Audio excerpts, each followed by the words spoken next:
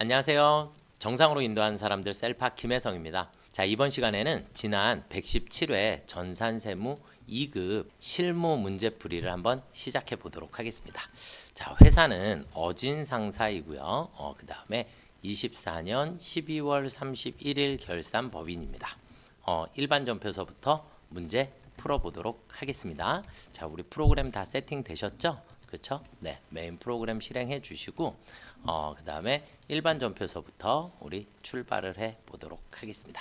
자, 첫 번째 문제는 1월 5일이고요. 대명으로부터 사옥을 구입하기 위한 자금 6억 원을 6개월 내에 상환하는 조건으로 6개월 내에 상환하는 조건으로 차입하기로 약정하여 선이자 1,500만 원을 제외한 나머지 금액이 보통 예금 계좌에 입금되었습니다. 이해가 되셨을까요? 자, 그러면 6억 원을 6개월 내에 상환하는 조건이니까 단기 차입금이 되겠죠. 그렇죠? 네. 단기 차입금. 그래서 일반 전표에 01월 05일 날. 그러면 우리는 차입금 자체는 대변에 우리가 단기 차입금 해서 단기 차입금 거래처는 대명. 그다음에 금액은 6억 원. 그리고 차변에 가서 선이자를 제외한 나머지 그랬는데 선이자는 이자를 지급한 거니까 우리가 이자 비용입니다 라고 처리를 해주시면 되겠죠. 이자 비용이 1,500만 원이고 차변의 나머지는 보통 예금 계좌로 입금되었습니다. 이해가 되셨을까요? 네, 이렇게 풀어주시면 될 것 같고요. 자, 그 다음 문제 2번으로 한번 넘어가 보겠습니다. 4월 20일 날 주주총회에서 결의된 내용에 따라 유상증자를 실시하였다. 네, 유상증자를 실시하였다. 액면가액은 5,000원이고요. 액면가액은 5,000원. 그러니까 우리 자본금은 만주 5,000원씩. 만주 5,000원씩. 그런데 우리는 주당 6,000원에 발행을 했어요. 그렇죠? 6,000원에 발행하고 대금은 보통 예금 계좌로 입금받았습니다. 이렇게 보시면 되겠고 단 주식 할인 발행 차금 계좌 잔액을 확인해야 돼요. 그렇죠? 자, 그러면 이제 우리는 합계 잔액 시산표에 가셔서 우리가 전표 입력하기 전에 합계 잔액 시산표에 먼저 가셔서 우리는 오늘 며칠이죠? 날짜가 4월 20일, 04월 20일 현재에 뭐를 확인해야 돼요? 주식 할인 발행 차금이 있는지 300만 원이 있습니다. 그렇죠? 300만 원 있는 것을 확인을 한 후에 자, 우리 날짜는 04월 20일. 주식을 발행하면 무조건 대변에 자본금은 발행 주식 수 곱하기 액면. 그러니까 5천만 원이 되겠고요. 차변에 가서 보통 예금이 들어온 것은 6천 원씩 발행을 했으니까 6천만 원이 들어오겠죠. 그럼 1,000만 원이 남았는데 우리는 대변에 주식 할인 발행 차금부터 먼저 얼마? 300만 원. 그리고 나머지 대변에 주식 발행 초과금이라고 처리해 주시면 되겠죠. 그래서 1순위, 2순위. 그래서 지금은 문제상에서 우리가 여기에서 지금 단 주식 할인 발행 차금을 확인하고 회계 처리할 거. 이 멘트가 없어도 우리는 무조건 주식 발행할 때는 시산표에 들어가셔서 확인을 하셔야 합니다. 아시겠죠? 네. 자, 그 다음 문제로 한번 넘어가 보시도록 하겠습니다. 자, 전기의 회수불능으로 대손 처리한 이렇게 돼 있어요. 얘는 우리가 문제를 일단 이렇게 해서 줄을 바꿔서 한번 확인을 해볼게요. 자, 전기의 회수불능으로 대손 처리한 외상매출금 1,100만 원을 보통 예금으로 회수했어요. 보통 예금으로 회수했어요. 단 대손 요건을 충족하여 대손 세액 공제를 받았음. 이게 너무 중요한 멘트가 돼요. 자, 그러면 우리가 대손 처리 시에 우리가 대손세액 공제를 받으려면 우리가 회계 처리가 어떻게 될까요? 차변에 부가세, 예수금, 그리고 대손 충당금, 그리고 대손 상각비 이렇게 처리가 될 거고 대변에 우리는 외상 매출금이 없어지겠죠.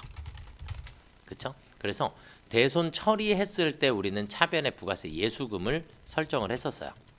그래서 이 돈을 다시 회수하게 되면 이 부가세를 다시 뱉어내야겠죠. 그렇죠? 그럼 1,100만 원 중에 100만 원이 바로 부가세에 해당하더라. 이해가 되셨을까요? 자, 그러면 우리 일반 전표에 7월 17일 날 07월 17일 날 차변에 보통 예금이 들어왔어요. 보통 예금은 얼마가 1,100만 원이 1,100만 원의 보통 예금이 들어왔는데 그 중에서 일단 100만 원의 부가세는 뱉어내야 하기 때문에 대변에 부가세 예수금이 100만 원. 나머지는 대변에 무조건 외상매출금 다음 코드 번호인 109번의 대손 충당금으로 처리를 해주시면 되겠죠. 네, 이거는 여러분들이 세무 2급을 하시면서 대손세 공제 신고서를 작성해야 하기 때문에 반드시 알아두셔야지 되는 문제다라고 생각을 합니다. 아시겠죠? 자, 그 다음 문제로 한번 넘어가 보겠습니다. 정기예금 1억 원 중도 해지하여 은행으로부터 다음과 같은 내역서를 받고 이자를 포함한 전액을 당사 보통예금 계좌로 입금받았다. 이자는 이자 수익 계정으로 계상하라 그랬고요. 그 다음에 법인세와 지방소득세는 자산 계정으로 처리하시오 이렇게 돼 있어요. 그럼 자산 계정으로 처리하라는 얘기는 미리 낸 세금이니까 선납세금으로 처리해 주시면 되겠죠. 그렇죠? 자, 거래 내역의 확인을 보면 일단 원금은 1억 원이고요. 원금은 1억 원. 자, 그다음에 세금 합계액이 46,200원. 그래서 실제 지급받은 금액은 요만큼이 되겠죠. 그렇죠? 근데 여기서 중요한 거. 이자가 해지했을 때 이자는 30만 원이더라. 30만 원이더라. 이게 너무 중요해. 그래서 얘가 바로 이자 수익이다. 그런데 이자 수익에서 우리는 세금을 뺀 나머지, 그러니까 내가 내야 할 세금, 이 세금을 우리는 선납세금이라고 해주시는 거죠. 이해가 되셨을까요?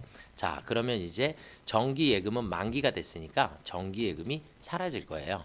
그래서 우리는 8월 1일 날, 08월 1일 날 일단 대변에 정기예금 1억 원이 없어지게 되고요. 그리고 대변에 가서 이자 수익이 생겨야 될 거예요. 그런데 이자 수익은 아까 우리 얼마라 했죠? 30만 원. 이자 수익은 30만 원이에요. 화면을 올려놓고 자, 우리는 이자 수익은 30만 원이 생겼어요. 그런데 우리 차변에 가서 선납세금으로 원천징수를 한 게 46,200원이더라. 그럼 나머지 차변에 보통예금 계좌로 입금이 되었다. 차감 지급액이 보통예금 계좌로 입금되었습니다. 이렇게 처리를 해주시면 되겠죠. 이해가 되셨을까요? 네. 자, 그 다음 문제로 한번 또 넘어가 보도록 하겠습니다. 11월 1일 날인데 예정분 부가세 고지세액에 가산세를 포함하여 보통예금 가산세를 포함하여 우리는 보통예금에서 이체 납부하였다. 부가세 예수금 계정을 사용하고 부가세 예수금 계정을 사용하라 그랬고요. 그 다음에 차액은 잡손실 계정으로 회계 처리한다. 잡손실 계정으로 처리하도록 한다. 그러니까 우리는 가산세에 대한 부분을 우리가 잡손실로 처리할 예정이에요. 그래서 이건 원래 가산세는 잡손실 계정으로 처리한다. 이렇게 문제상에서 주어지는 게 조금 맞을 것 같아요. 그렇게 보시면 될 것 같고 본 문제 하나요. 법인은 소규모 법인이라고 가정한다. 이렇게 되어 있고 가산세가 여기 보시면 28,500원 이렇게 되어 있고요.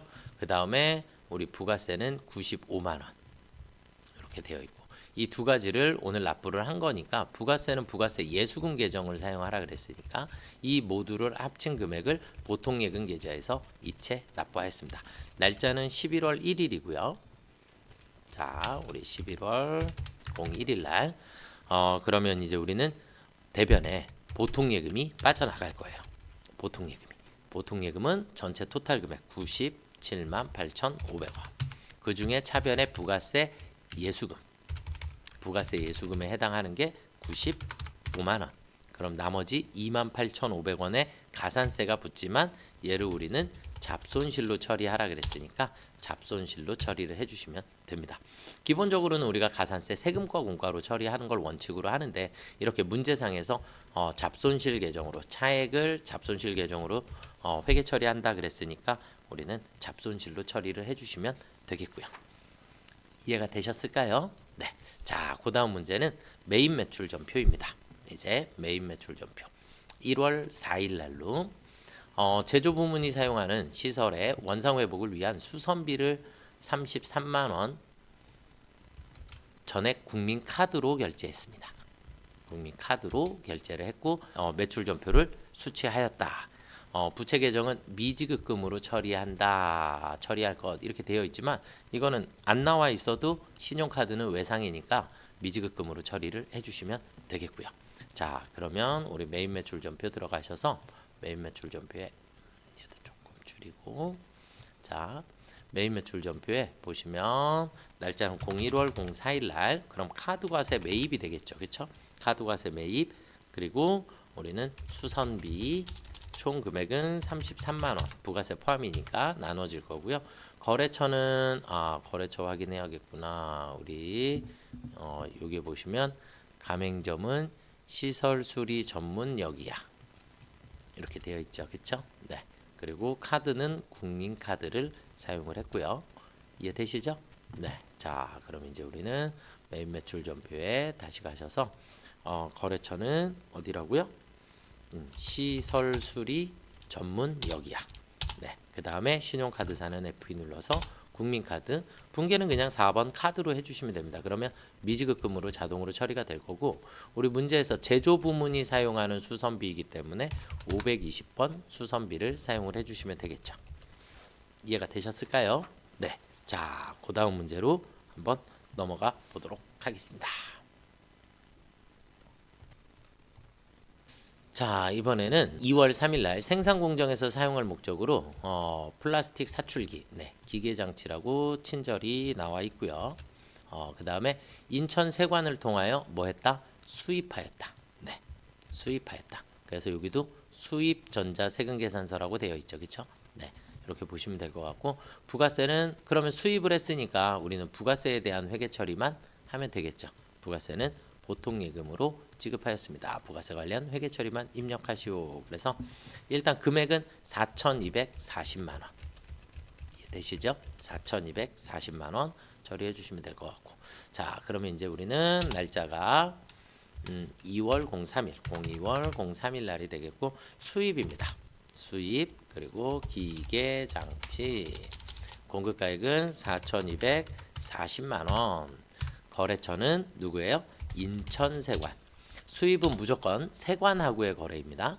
아시겠죠? 전자이고요. 붕괴는 혼합. 그래서 부가세에 대해서 대변에 우리 보통 예금으로 지급을 했죠. 이해가 되셨을까요? 네. 여기까지 처리해 주시면 정답이 되겠고요. 자, 그 다음 문제로 넘어가 보도록 하겠습니다.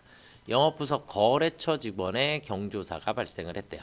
그런데 여기서 중요한 건 뭐냐면 화환을 주문하고 계산서를 발급받았어요. 계산서. 계산서는 우리 거래처 직원의 경조사니까 계정 과목은 뭐가 돼요? 계정 기업 업무 추진비. 기업 업무 추진비로 처리해야 되는데 계산서를 발급받았기 때문에 계산서를 발급받으면 하늘이 두 조각 나도 무조건 면세입니다. 그렇죠? 네. 그래서 이거 불공이다 이런 거 안 쓰셔야지 되는 거 그렇게 보시면 될 것 같고, 거래처는 여기 풍성화원이다라고 되어 있고요. 네. 금액은 10만 원입니다. 이해되시죠? 네. 자, 그러면 이제 우리 메인 매출 전표에 2월 15일 날 우리 면세 매입입니다. 면세 매입 화환 공급가액은 10만 원. 거래처는 풍성화원. 그 다음에 전자이고요. 그 다음에 대금 결제는 어떻게 했죠? 여기 보니까 외상 미수라고 있죠. 그쵸? 외상 미수라고 있으니까 붕괴는 3번 혼합.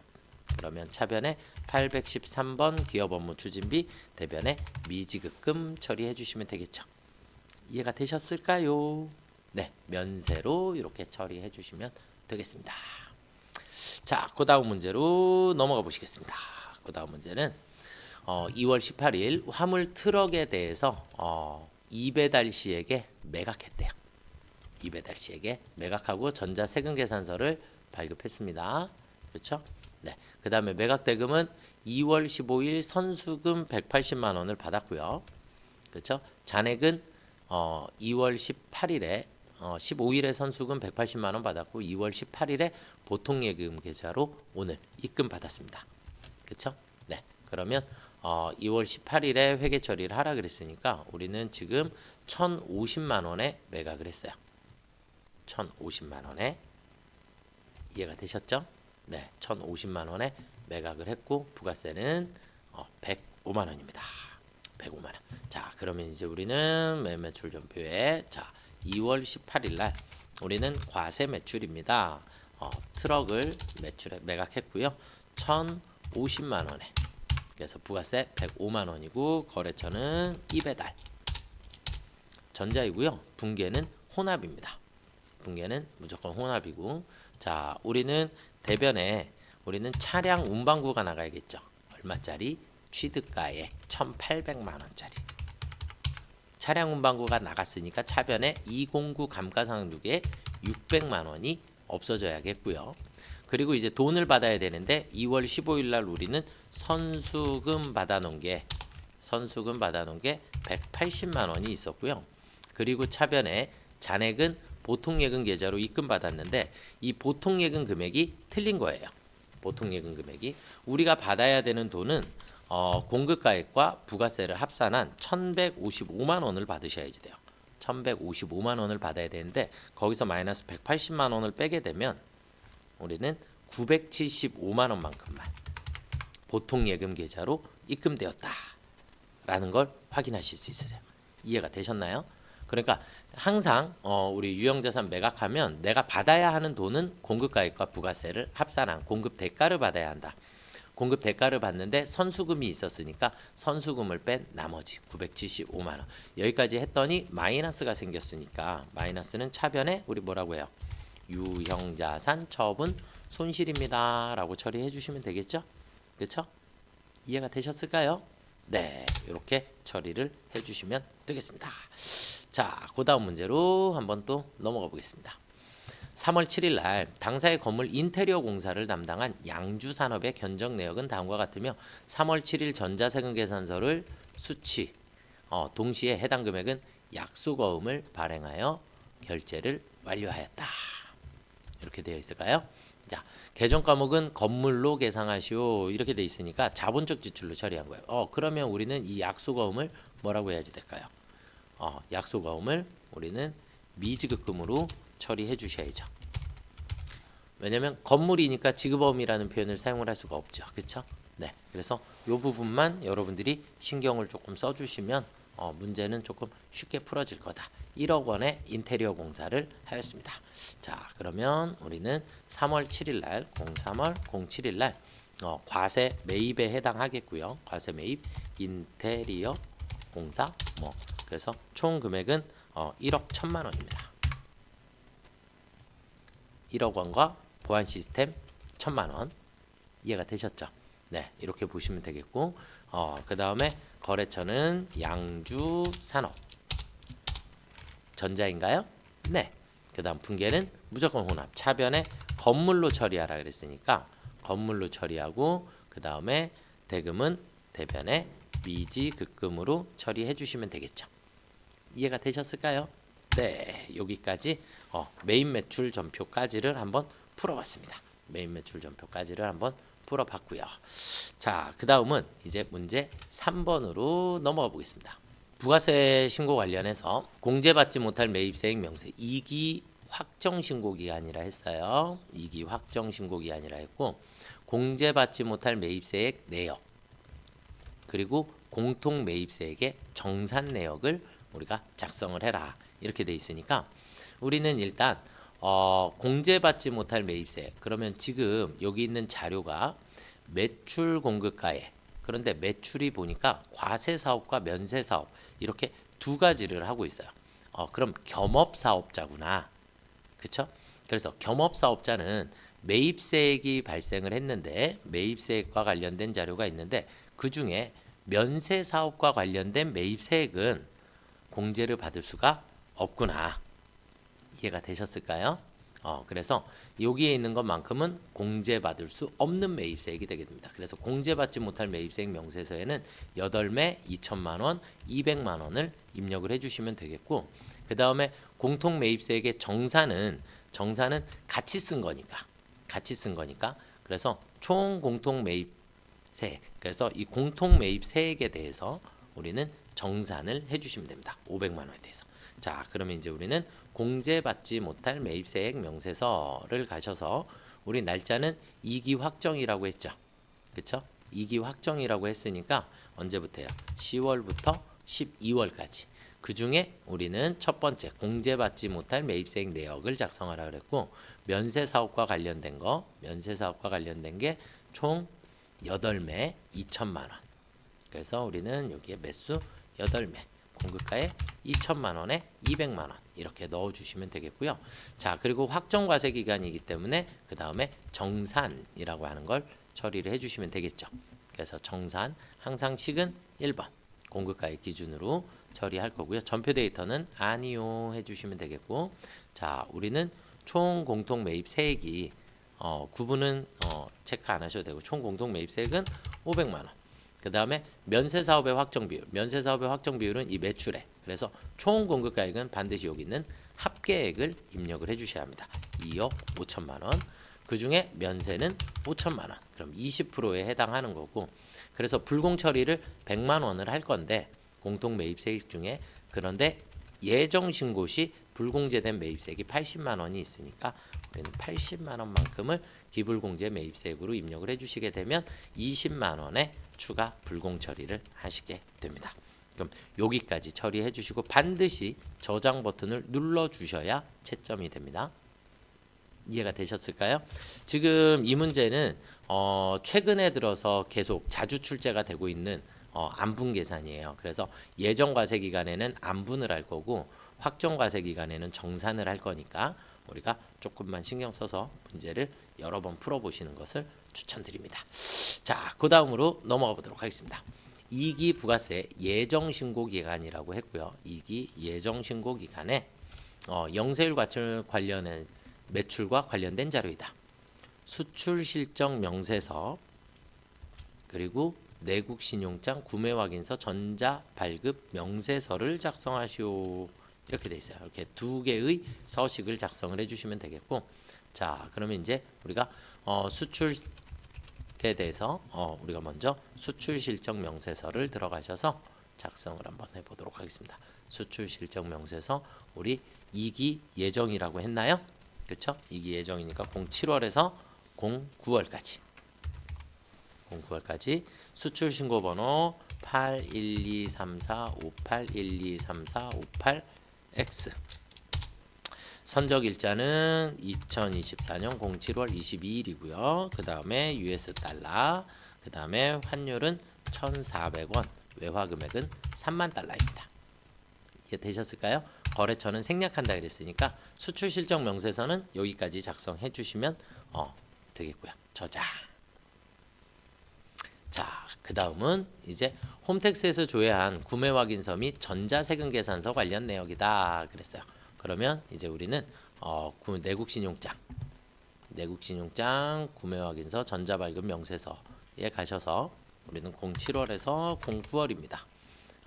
그 다음에 서류 구분은 구매 확인서 2번, 그 다음 서류 번호 PKT, 그 다음에 2024-0731-555 해주시면 되겠고, 2024년 08월 05일 날이 되겠고요.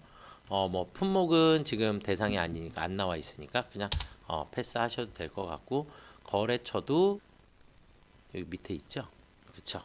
네. 그래서 보니까 품목은 전자제품, 그럼 여기다가 전자제품.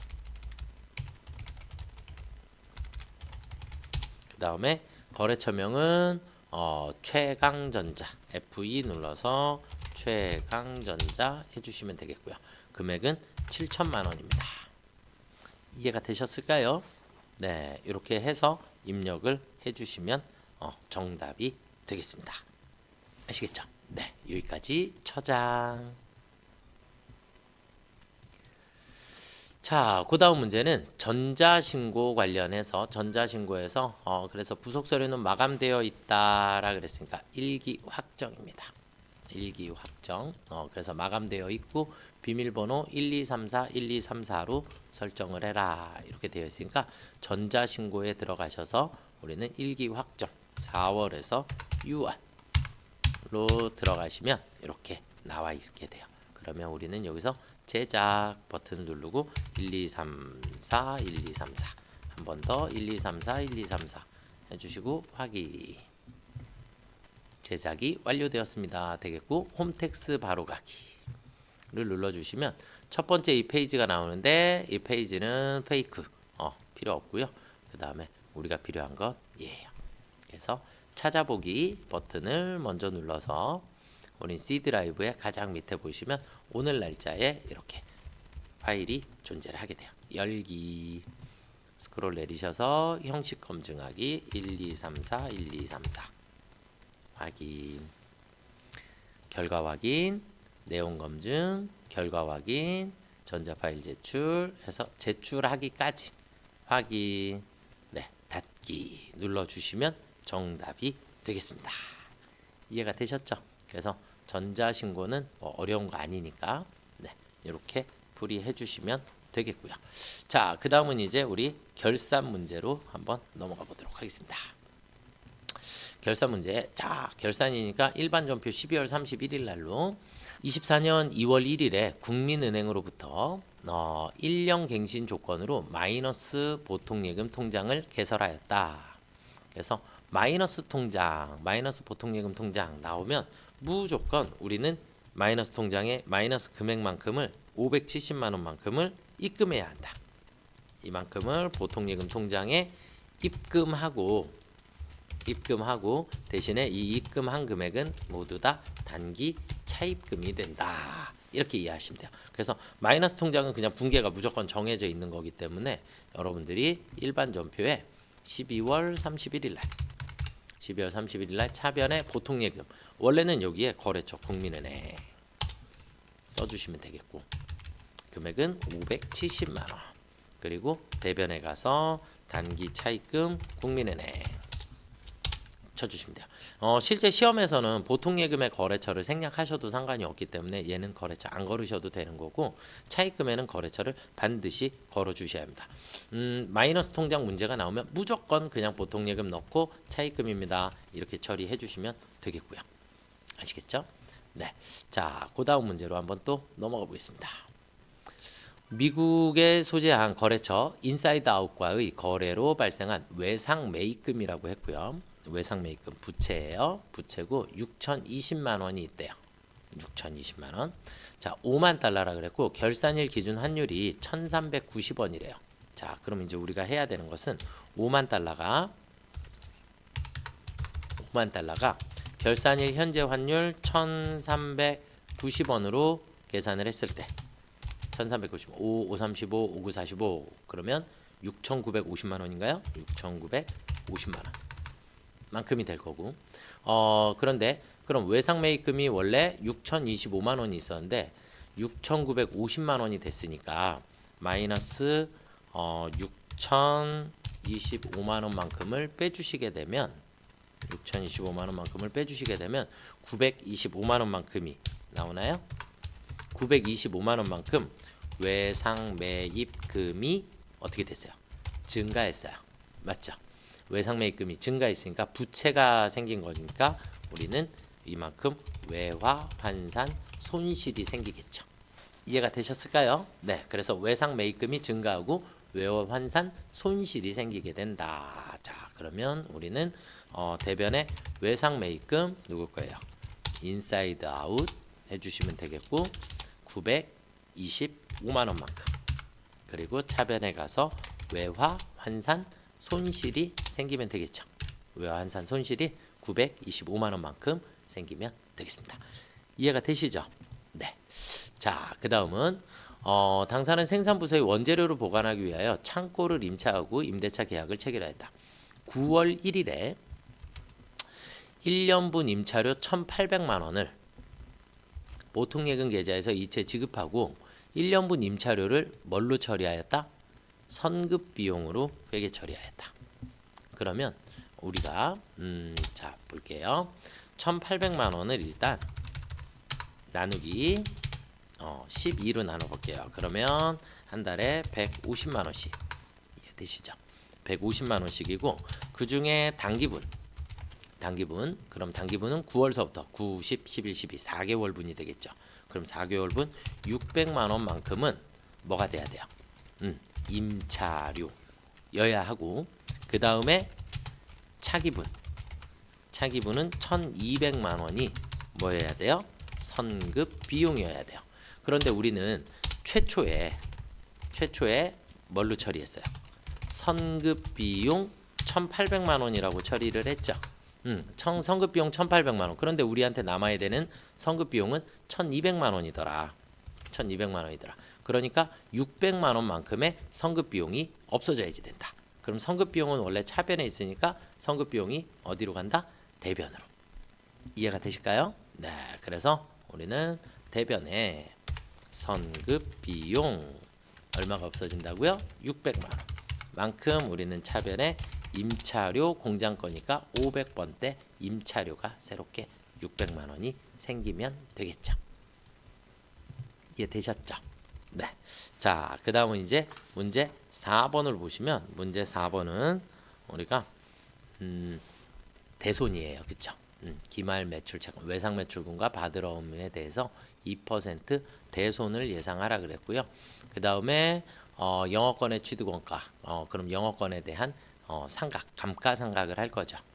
그래서 상각 이렇게 두 문제는 결산자료 입력에다가 넣어주시면 되겠죠. 그렇죠? 네, 그래서 일반 전표는 이제 끝이 났고, 네, 자 결산자료 입력에 엔터 치시면 1월서부터 12월까지가 나오겠고요. 첫 번째는 우리가 대손, 그래서 외상 매출금과 받으러옴에 대해서 몇 퍼센트? 2% 대손을 설정을 할 거예요. 이해가 되셨을까요? 네, 그러면 2%만큼 대손 설정을 하고 그 다음에 대여금에 대한 대손은 문제 없으니까 스페이스바로 삭제, 스페이스바 엔터 눌러주시면 되겠고 여기까지를 결산 반영해 주시면 정답입니다. 그냥 그러면 우리 여기에 대손에 알아서 금액이 들어오게 될 거예요. 자, 그 다음에 무형자산에 대해서 무형자산은 취득원가가 올해 취득을 했어요. 그렇죠? 단기에 취득을 했기 때문에 5,400만 원만큼이 5년간 균등상각한다 그랬으니까 나누기 5 그러면 1년에 1,080만 원. 이게 1년분. 그런데 우리는 이 중에서 단기분만 계산을 해야 하니까 단기분은 4월에 취득했으니까 4, 5, 6, 7, 8, 9, 10, 11, 12 9달이에요. 그러면 단기분을 계산을 하려면 곱하기 9 나누기 12 해주시면 되겠죠. 이해가 되셨을까요? 그래서 곱하기 9 나누기 12 해주시면 얼마 나와요? 810만 원. 810만 원만큼이 영업권에 대한 상가액이에요. 영업권에 대한 상가액. 이해가 되셨죠? 여기에 뭐 1월 미만은 1월로 간주한다 이렇게 돼 있는데 4월에 구입했으면 그냥 4월부터 상각한다 이렇게 보시면 돼요. 아시겠죠? 이게 1일이든 30일이든 상관없이 그 해당 월이 포함되어 있으면 그냥 그 달을 한 달, 첫 번째 달로 인식을 해주시면 됩니다. 그래서 어찌됐든 810만 원만큼이 나왔으니까 우리는 영업권을 찾아가셔서 영업권에 810만 원 넣어주시고 그러면 대손하고 무형자산 상가까지 다 넣었고 전표 추가 눌러주시면 정답이 되겠습니다. 이해가 되셨죠? 네, 그래서 여기 항상 자동 결산분기 완료가 떠 있어야지만 채점이 된다라는 거 이렇게 보시면 되겠고요. 자, 그 다음은 우리 원천징수로 한번 넘어가 볼게요. 원천징수로. 자, 영업부 김성민 과장 11월 귀속 급여 및 상여와 관련된 자료이다. 급여랑 상여. 그런데 급여 자료 입력과 우리가 이제 작성해야 되는 거 원천징수 이행사항 신고서를 작성을 하라 그랬어요. 이렇게 두 가지를. 근데 단 기초등록, 환경등록, 원천에 5번 급여 자료 입력 화면으로 들어가 보래요. 그래서 환경등록이라는 데를 일단 들어가시고 환경등록에 들어가셔서 우리는 환경등록에서 원천, 그래서 원천, 그 다음에 5번 급여 자료 입력을 구분별로 입력 그렇게 해서 2번으로 바꿔주시면 됩니다. 그래서 이건 뭐냐면 구분 없이 입력은 급여랑 상여를 같이 입력하실 수 있는 거고 구분별로 입력은 급여는 급여, 상여는 상여 이렇게 별도로 입력을 하도록 창이 열리게 됩니다. 이해가 되셨을까요? 자, 그리고 나서 우리는 급여 자료 입력을 실행을 해주시면 되겠고요. 급여 자료 입력에 자, 우리 한번 볼까요? 급여에 비과세 식대만 있네요. 그쵸? 비과세 식대. 근데 자, 우리 문제를 한번 조금 살펴볼게요. 급여 11월 귀속 급여 자료예요. 11월분의 급여 자료이고요. 그 다음에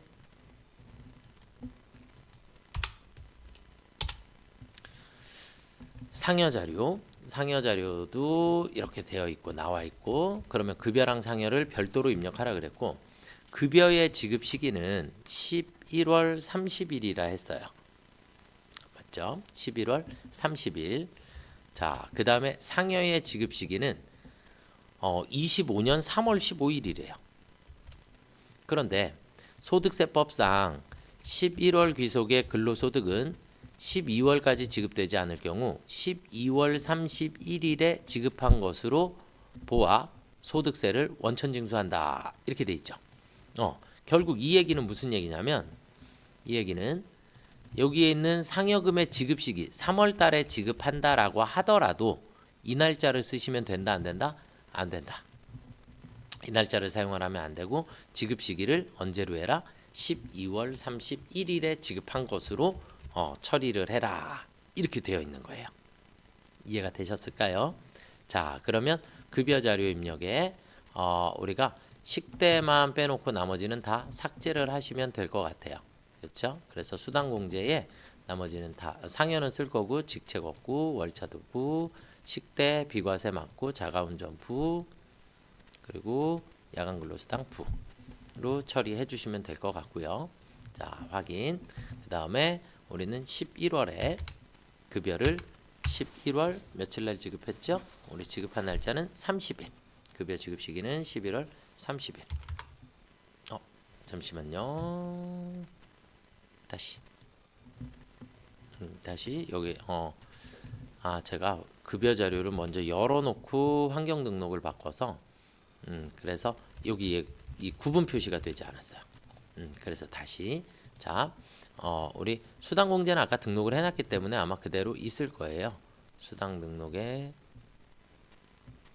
네, 그래서 여부는 자동으로 다 설정이 되어 있고, 우리는 11월에 급여를 지급할 거고 11월 30일 날 김성민에 대한 그래서 기본급 순서대로 그냥 보면서 입력해 주시면 됩니다. 그래서 300만 원, 식대 20만 원, 국민연금 13만 5천 원, 건강보험료 10만 6,350원, 그 다음 장기요양보험료 13,770원, 그러면 24,000원, 74,350원, 7,430원 이렇게 해서 급여를 입력을 했고요. 자, 그 다음에 상여를 입력하려면 상여는 날짜를 지급일을 12월 31일로 그래서 11월에 상여를 지급하는데, 상여는 12월 31일 날 지급된 것으로, 그래서 상여금 250만원, 고용보험 2만원, 소득세 20만 7,020원 이렇게 해서 입력을 해주시면 정답이 되겠습니다. 이해가 되셨을까요? 네, 그러면 이렇게 해서 급여 자료 입력을 맞춰드리고, 자, 그 다음에 우리 문제상에서 아까 뭐 하라 그랬죠? 급여 자료 입력하고 원천징수 이행사항 신고서 작성하라 그랬죠. 그래서 원천징수 이행사항 신고서에 들어가셔서 11월 지급도 11월 이렇게 11월로 입력을 해주시면 11월에 급여 자료만 나오게 되고요. 반드시 ESC 빠져나가시면서 저장. 그 다음에 지급일을 12월로 두 번을 입력을 해주시게 되면 여기는 상여에 대한 원천징수 이행사항 신고서가 작성이 될 거예요. 그래서 ESC 저장. 그래서 급여와 상여. 자, 제가 아까 문제가 생겼던 건 제가 급여 자료 입력 창을 먼저 열어놨기 때문에 환경 등록을 해도 급여 자료 입력 창이 반영이 안 된 거였어요. 그래서 항상 급여 자료를 화면을 띄워놓지 말고 환경 등록을 먼저 수정을 하신 후에, 그리고 급여 자료를 입력을 하시게 되면 이 급여 자료 입력할 때 여기에 구분이 급여냐 상여냐 이렇게가 표시가 될 거예요. 아시겠죠? 그래서 이 창이 먼저 열려 있는 상태에서 환경 등록을 수정을 하게 되면 그때는 화면에 변화가 없더라, 이렇게 보시면 될 것 같아요. 자, 그 다음으로 넘어가 보도록 하겠습니다. 자, 그 다음은 연말정산이에요. 연말정산. 그래서 이태원 사원의 연말정산 추가자료 입력이다. 그래서 입력을 할 거고요. 여기 보면 주식회사 경기, 이거는 종전근무지가 나와 있는 것 같네요. 그렇죠? 종전근무지가 나와 있고, 그 다음에 가족관계 이렇게 쭉 있고, 그러면 배우자 소득 없으니까 될 거고, 소득이 있대요. 그러면 어머니는 볼게요. 최명순 씨는 상가 임대 소득에 대한 총 수익 금액 3,600만 원, 필요 경비가 1,600. 그럼 소득 금액이 2천만 원이 되죠. 모는 해당 사항이 없어요. 소득 제한에 걸렸습니다.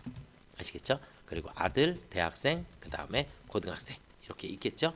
그럼 순서대로 한번 먼저 등록을 해 보도록 하겠습니다. 연말정산 추가 자료 입력에 가셔서 일단 F2 눌러서 사원은 이태원 불러오시면 되겠고, 이태원에 일단 종전근무지 여기에 있는 자료를 그대로 여러분들 화면에 소득 명세의 종전에 입력을 해주시면 되겠습니다.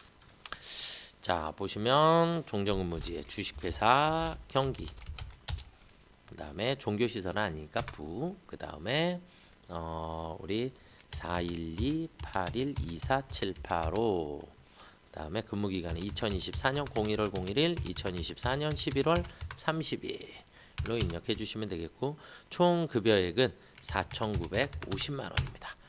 월급여 쓰시는 게 아니라 총 급여액을 쓰시는 거예요.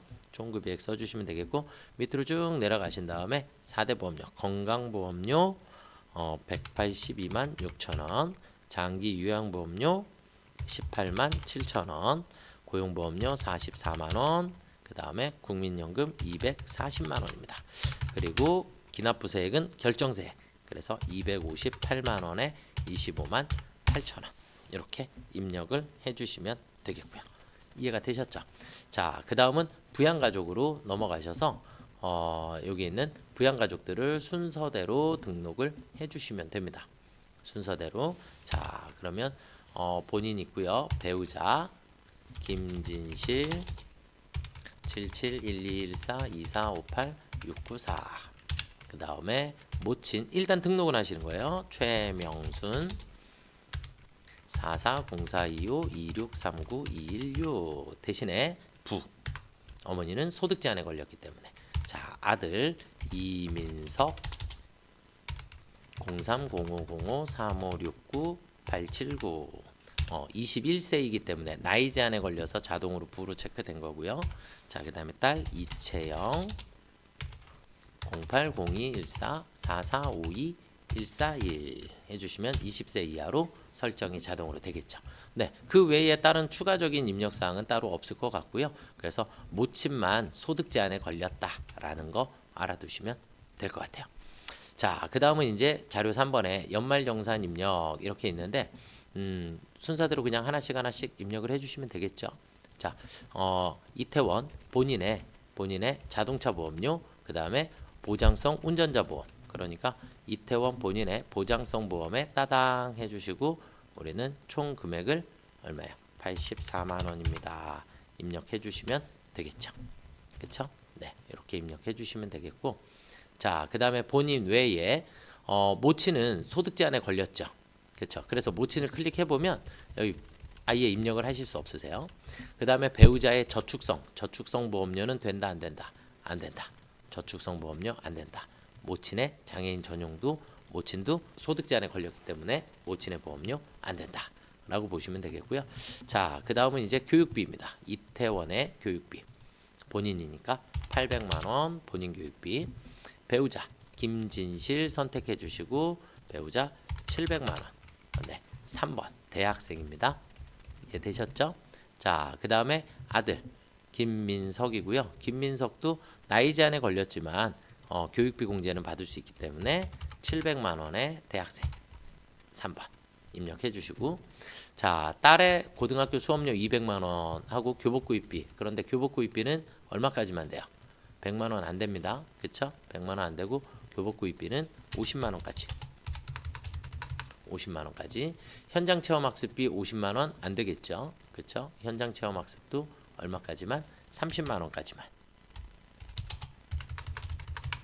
네. 현장 체험 학습 30만 원. 그러면 250 50, 30 그러니까 280만 원이 되겠죠.